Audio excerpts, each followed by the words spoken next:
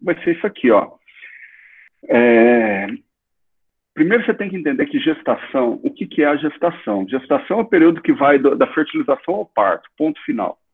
Acontece um monte de coisa nesse período. E tem um monte de variável interferente nesse período, tá?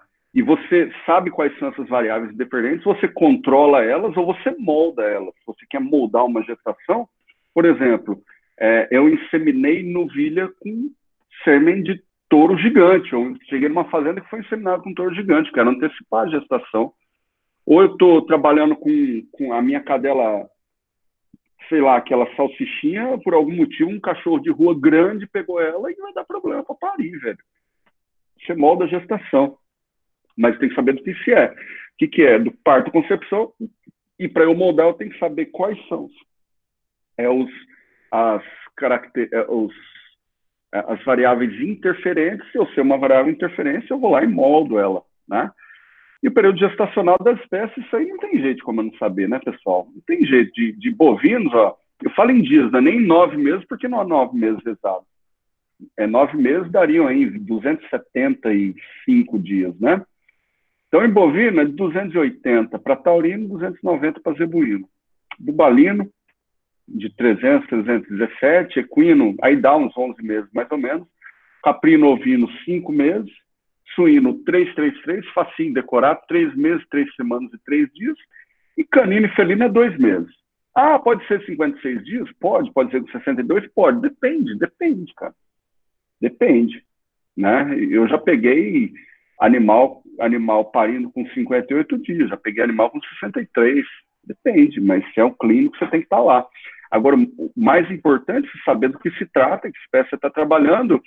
E se você é um clínico da reprodução, você tem que saber diferenciar que as épocas que o animal pode parir, né? De concepção, a gestação vai do parto ou da concepção, você confirmou a prenhez até o momento do parto, tem variação principalmente em função de raça. Olha para bovino, 280 dias para a raça europeia. Por quê? Tem um melhoramento genético maior. Se eu colocar aqui bubalino, que é um bicho quase silvestre, né? Selvagem, né? Enfim, a gente até brinca com o pessoal que trabalha com bubalino. Na verdade, é ótimo trabalhar com bubalino, muito lucrativo, inclusive. Você vê que é um animal mais tardio. E por que eu tenho que ser um clínico da reprodução? No sentido de saber mais ou menos quando está acontecendo o parto. Porque a gente tem um confundimento. Na veterinária, a gente acha que a gente é só tocologista. Ah, mas eu vou lá e eu aprendi na obstetrícia, tá? Na obstetrícia eu aprendi que tem as posições fetais, que aí tem a posição do parto, que vem aquele mergulho da piscina, tal. Na verdade, você é um tocologista. Quando você está só no parto, você vai só no parto, você estuda o parto, tocos é parto, logos é estudo, logia, né? Biologia, estudo da vida. Você é um tocologista, você estuda só o parto.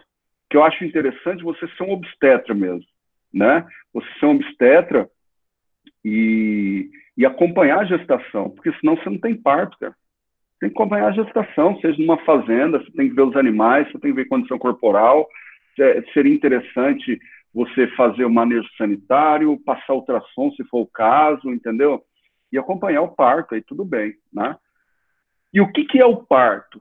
Grave essa informação, tá? O parto, esse é um slide, quem me passou foi a doutora Bruna Alves, ela teve aula lá na UFMG, e era uma definição do professor Ferreira. Se você olha o parto sob o prisma econômico, ele representa o momento que vai te dar lucro. Por quê? Porque você vai ganhar um indivíduo. Agora, se você pensar pelo lado zootécnico, significa o momento do progresso racial, do aprimoramento, do melhoramento. Significa que o dono desse casquinho que está saindo aqui tem uma genética superior a essa vaca. Então, o parto é essencial, pessoal, tá? Bom, e aí a gente tem, para chegar no parto, primeiro a gente tem que fertilizar. Então a gente tem que saber o que é ovulação, né? Então, olha esse vídeo aqui.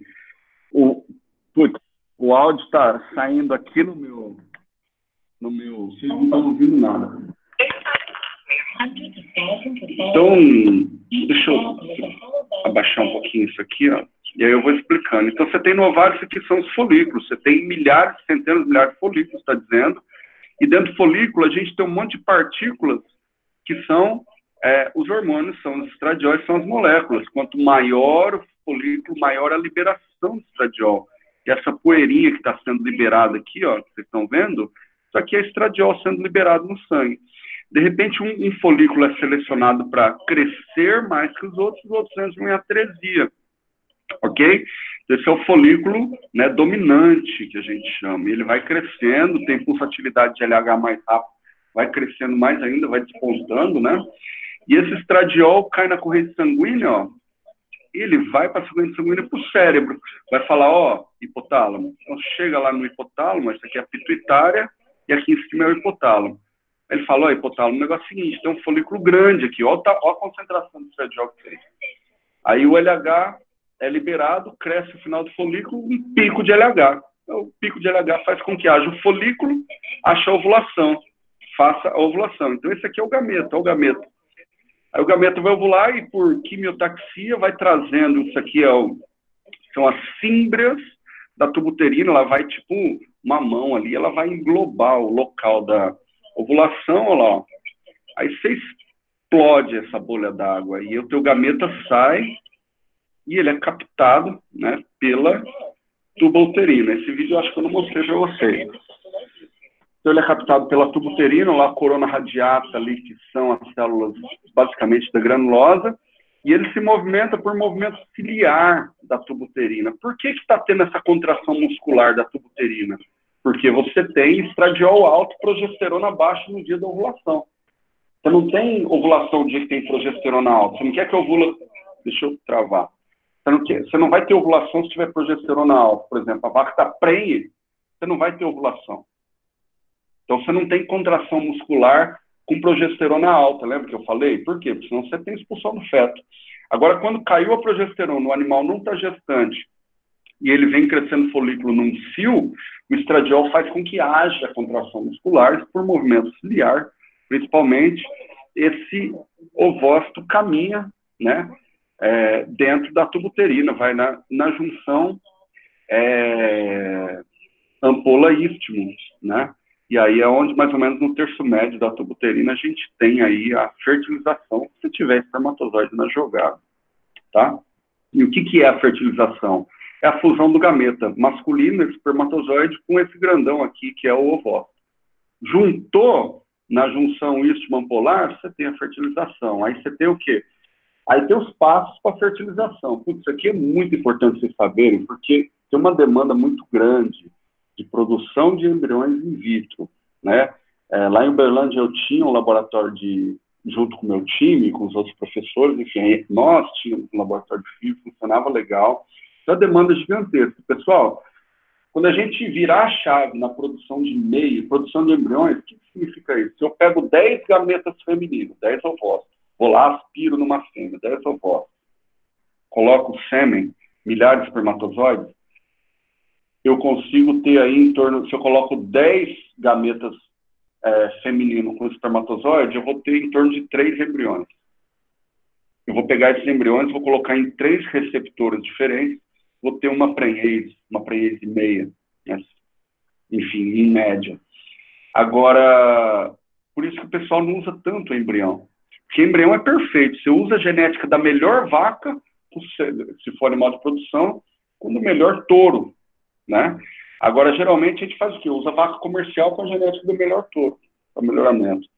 Então, isso seria mudado se a gente ter uma virada na chave, na produção de meios de cultivo de embrião, meios de produção de embriões de qualidade, que simulem muito bem o interior da tuba uterina, as proteínas que tem lá, os fatores de crescimento e tal, os hormônios. Se a gente tivesse um meio, simula perfeitamente uma tuba uterina, eu coloco 10 ovócitos dentro de uma placa de Petri e jogo espermatozoide, eu vou ter 10 embriões. E quando a gente virar a chave na produção de embriões, mais ou menos nisso aí, a gente não vai colocar sêmen numa fêmea, colocar embriões. Então Então, a demanda por fertilização in vitro é altíssima, gente. Altíssima. E são vocês as pessoas. Na medicina humana, então, explode. Eu tenho calor minha, formada aqui no FMS, né? A Fernanda Caminha, né? Grande profissional, pessoa... CDF é o extremo, né? Inteligentíssimo. Ela foi para o Canadá, estudou, fez doutorado lá com FIV e tal, e montou um laboratório de reprodução humana e está explodindo, né? Tem várias colegas, tem outra colega também que fez na USP, que abriu no exterior, acho que está no Canadá também, reprodução humana. A pessoa do nosso laboratório que produzia, fez o laboratório rodar lá, era uma zootecnista, produzia embrião como ninguém. Então, isso é um campo de trabalho muito bom. E aí, teria que saber os passos aí, como que funciona a fertilização. E a gente vai dar aula sobre isso, tá? Então, só para resumir para vocês, acontece algumas coisas. O espermatozoide tem que se tornar capaz de fertilizar um ovócito. Tem que ter a reação da acrossoma. Esse camarada aqui é o acrossoma. Tem que liberar as enzimas dele, né, para você derreter a zona pelúcida para entrar o material genético, que é o preto do espermatozoide, dentro do ovócito. Então tem que ter entrada na zona pelúcida, tem que ter fusão das membranas, tem que formar os pronúcleos, tem que ter singamia, enfim. Então, olha, essa imagem roda tanto na internet que é difícil saber a fonte dela. É uma microscopia de varredura, eletrônica de varredura, tá? Isso aqui é um ovócito, isso aqui os caras pintaram de azul espermatozoides, tá? Esse espermatozoide de cabeça vermelhinha, ele está capacitado. Olha lá, ó. O acrossoma, né? Aí está acontecendo a capacitação, liberação das enzimas que derretem ali a zona pelúcida, as junções tipo GAP que estão entre as células da granulose. O espermatozoide penetra, né? Perde a cauda, né? E aí ele junta o pronúcleo masculino com o feminino, né? Forma o zigoto, né? Que é uma célula que virou diploide, é NN, espermatozoide é um N, ovócito é um outro N, juntou, virou 2N. E o zigoto tem a primeira divisão, a primeira clivagem, vira um embrião, e ele vai se dividindo, né?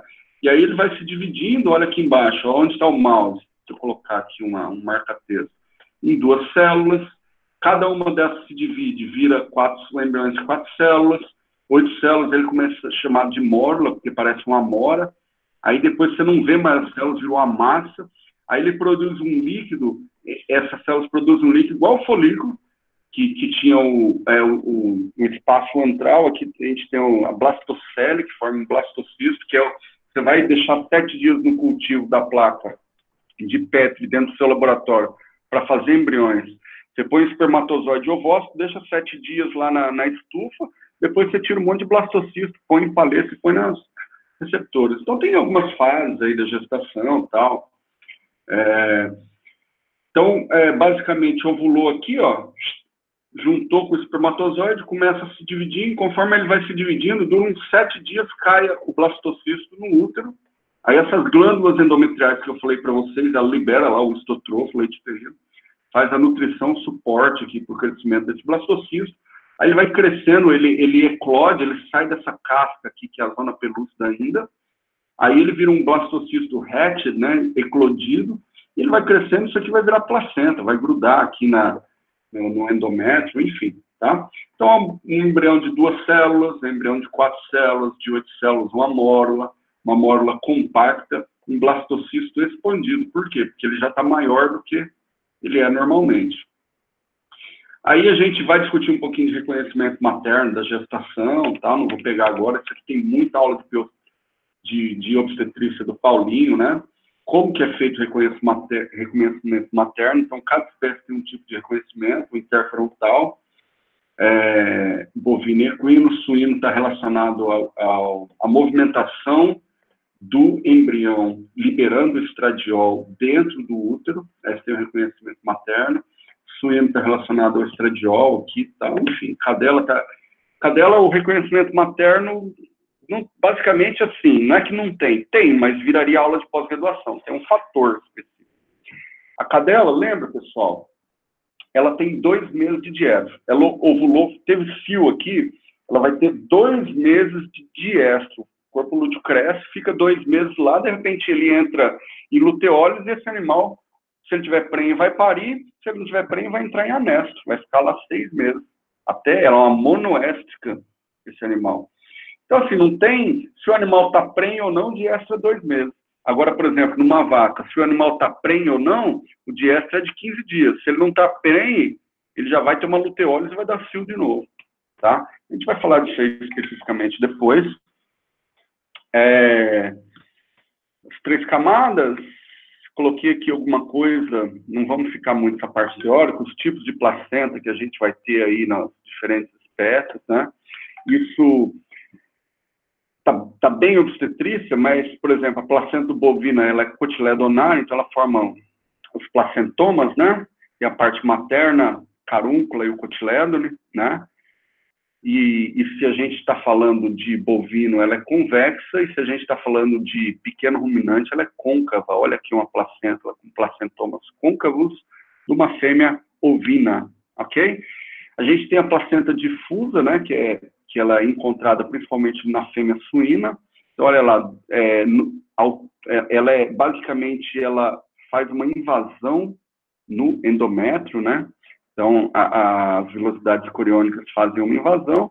Ela pode ser meio que como microcotilédones na fêmea equina, mas bem difusa, não é tão cotiledonária, não tem os placentomas tão grandes, definidos, igual você palpa uma vaca, você consegue alcançar lá no fundo, tem uns placentomas maiores, você pega um bichão grande, assim, né? A gente tem uma placenta zonária, que é em canino e felino, que é em só uma determinada área dela que ocorre a junção e a troca, né, de nutrientes e gases, né? A gente vai discutir um pouquinho de barreira materno-fetal, acho que nem vamos discutir tanto isso, não vejo, eu acho que está bem discutido na aula de obstetrícia.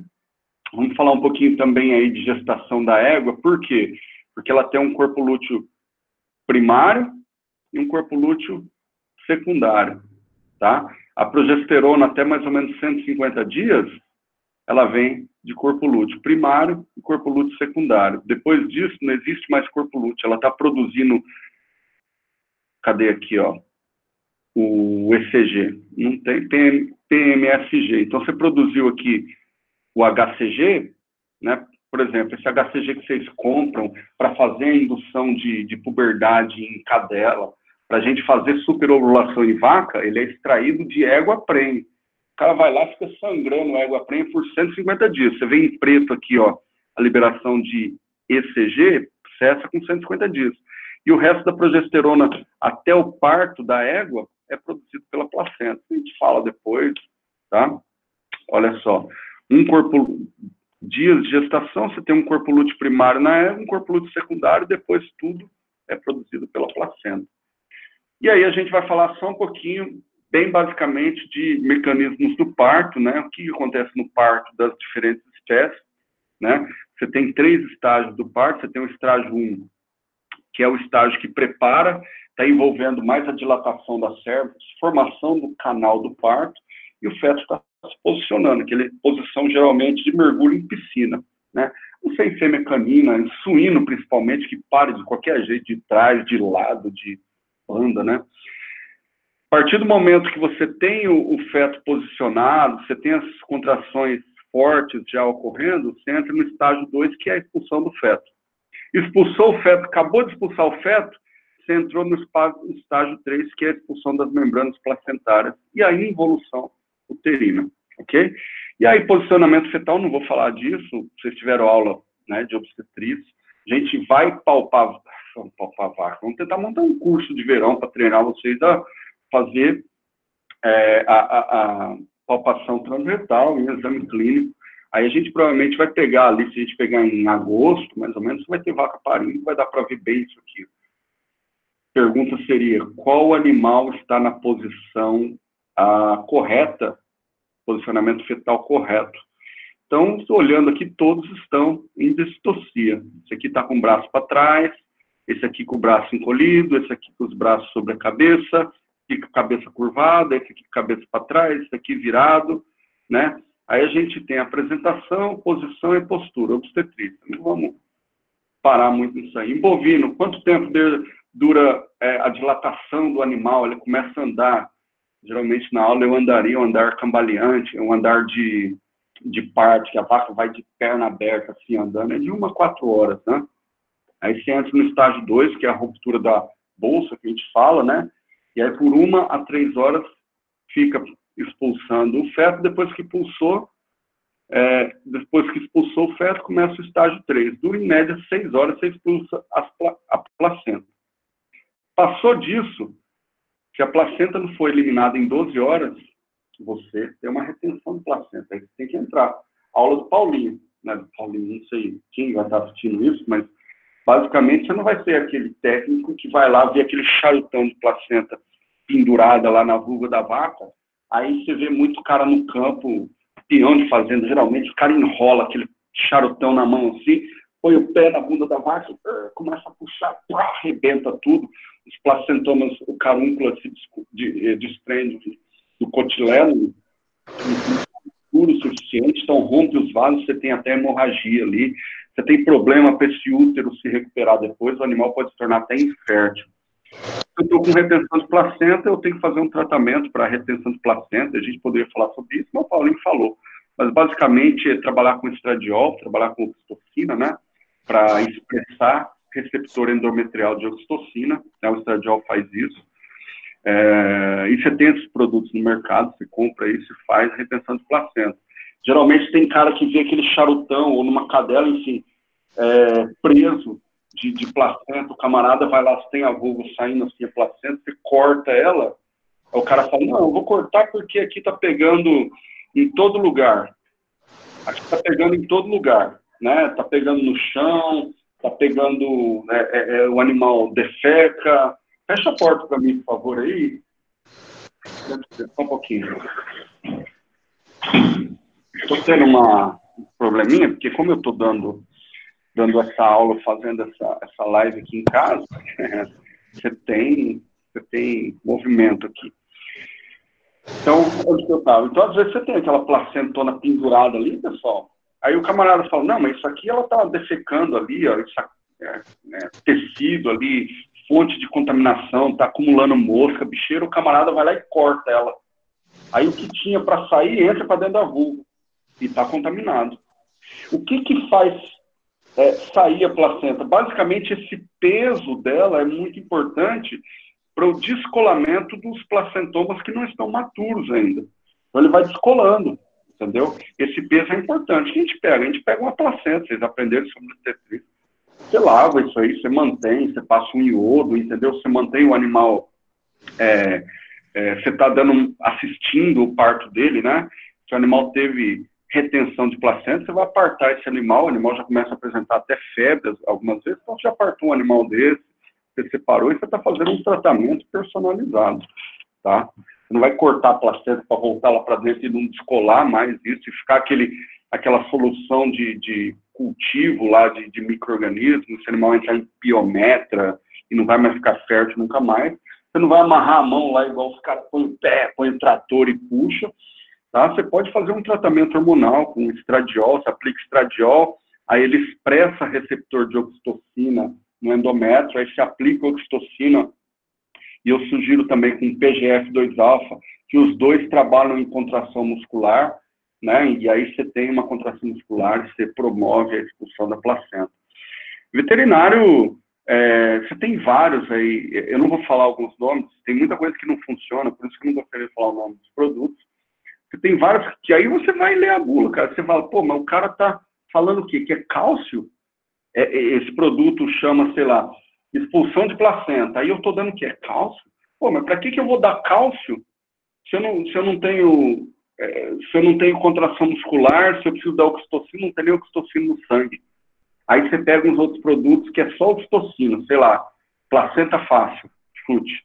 É só você ver a bula. Pô, esse aqui eu tô dando oxitocina, cara, e é caro desse jeito, porque é para retenção de placenta, mas se eu comprar uma oxitocina que gado de leite, pessoal, o pessoal usa muito aplicar oxitocina na veia mamária, que ela sai da abdominal ali e entra para dentro do abdômen, uma bichona da grossura desse dedo.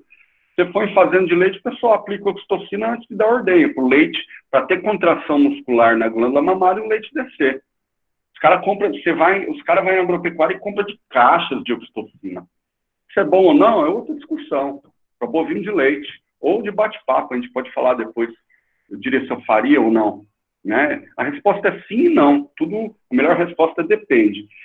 Então, às vezes, você está pagando aí num produto desse R$60, placenta fácil, que é só oxitocina, quando que os caras que produzem leite na mesma loja agropecuária, você fala, eu quero oxitocina, aí o cara vai lá, tá pagando 10 no frasco de 50 ml, entendeu?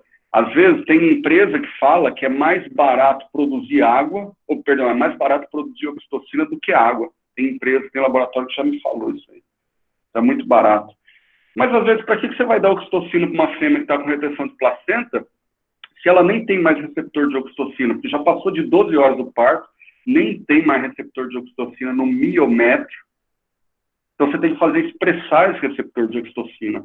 Como que expressa? Com estradiol. Às vezes você compra um ECP, um benzoato ali, eu faço isso, tenho feito, funciona muito bem. Mas você quer dar o teu cálcio? Você dá o cálcio, porque às vezes o animal ficou espremendo lá tanto tempo, vai entrar em febre do leite, vai entrar em eclâmpsia, se for uma cadela, dá suporte de cálcio, mas essa é a diferença entre o clínico e o leitor de bula. O leitor de bula chega lá no pet shop, na loja que tem um negócio aí para retenção de placenta, e o cara te entuba lá um negócio, qualquer coisa. Sei lá, alguma coisa com base de oxitocina. Aí já tem muito tempo do parto. Entendeu? Então você tem que ter um olhar clínico, um olhar holístico. Ó, eu estou dando oxitocina, estou dando estradiol, mas esse animal está esgotado, não aguenta mais contrair. Então eu preciso dar um cálcio. Ó, eu acho que é interessante, eu vou aplicar uma prostaglandina também, porque promove a contração muscular, né? Promove a contração muscular, consequentemente eu vou dar um suporte, né? Na expulsão da placenta, na contração, enfim. O importante é você ser um clínico, né? Ovino, basicamente a mesma coisa do parto, a diferença é que tem muito parto gemelar, né? Muito comum em ovino. Suíno, parto dura de 4 minutos a 48 minutos por leitão, tá? Por quê? Porque ele para de 4 minutos por leitão. Por quê? Porque ele precisa estar numa apresentação igual de equino, de bovino, que você vai dar um mergulho na piscina, né? Ele para, a fêmea, às vezes suína, quando a gente vai em granja ajudar em parto, ela faz força, às vezes espirra o bichinho e sai voando para longe, escorregando, né? Aí você tem que pegar ele lá, limpar e colocar no teto dela, porque ela está deitada, coitada, está esgotada. Em equino, a diferença é que o estágio 1 de preparo dura aproximadamente 1 hora. Você vai ver um animal muito inquieto, mas você vê isso aí em bovino também, só que você vê muita sudorese nos flancos, tá? O estágio 2, para expulsar o feto em equino, de 10 a 20 minutos. No estágio 3, mesma coisa. Passou de 12 horas, você está com retenção de placenta. Putz, eu não coloquei nessa aula, eu tenho muito vídeo de parto, muito vídeo de parto. Eu acho legal o vídeo porque você tem uma ideia real do que está se tratando. A gente pode colocar para o quarto que vem, quando a gente tirar a dúvida dessa aula aqui.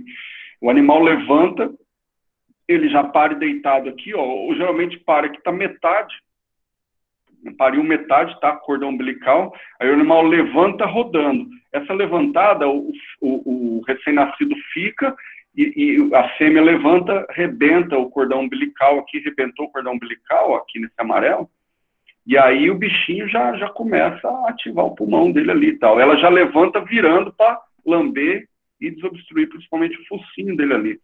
Dê suporte em animais, em fêmeas nulíparas. Ok? E aí a gente vai um pouquinho de hormônio do parto, não precisamos discutir, já falamos sobre isso aqui, né? Sobre indução de parto e tal. Eu vou disponibilizar essa aula aqui para vocês, né? Os pontos importantes, você precisa entender da fisiologia da gestação, tá? E você tem que ter uma visão clínica e de produção, tá? Gestação, ponto importante. Como que ela funciona? Ela começa na fertilização e termina com o parto. E sempre é necessário que ocorra o reconhecimento materno de forma eficiente, né? Às vezes um embrião muito mal ali, que ele produz interfrontal em concentração baixa, que o animal já entende. Olha, tão baixa a concentração, né, que ele entende conscientemente, né? A máquina animal é programada para isso. Olha, é uma concentração tão baixa de interferon que veio que é melhor a gente abortar. Ok? O parto ele é desencadeado pelo feto, pela maturação do eixo hipotalâmico hipofisário, córtex da adrenal, né? Seu eixo hipotalâmico hipofisário adrenal, tá? Relacionado ao estresse ali e por aí vai. Tá, isso aqui é bate-papo, gente. Não quero que